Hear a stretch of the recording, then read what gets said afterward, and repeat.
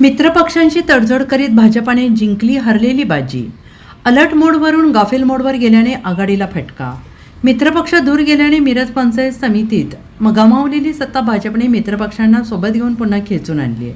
दुसरीकडे काही महिन्यांपूर्वी राजकीय खेळ करत अलर्ट मोडवर असलेली आघाडी अचानक बहिष्काराच्या भूमिकेतून गाफील मोडवर गेल्याने त्यांना सत्तेतून बाहेर व्हावे लागले.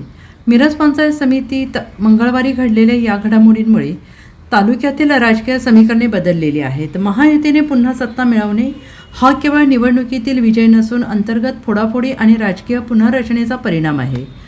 गतनिवडीत भाजपाचे आमदार सुरेश खाडे आणि इतर नेत्यांनी सत्ता हाती येणार या आत्मविश्वासामुळे विरोधकांकडे दुर्लक्ष केले. मात्र भाजपाचे मित्रपक्ष अजितदा गट आणि शिंदे सेनेने काँग्रेसला साथ दिल्याने भाजपला सत्ता गमवावी लागली होती. त्यानंतर महाविकास आघाडीचे सभापती अपात्र ठरल्यानंतर फेरनिवडणुकीसाठी आघाडीतील सदस्य फोडण्यासाठी आमदार सुरेश खाडे यांनी राष्ट्रवादी, अजित पवार पक्ष आणि शिंदेसेना नेत्यांकडे युतीसाठी प्रयत्न केले.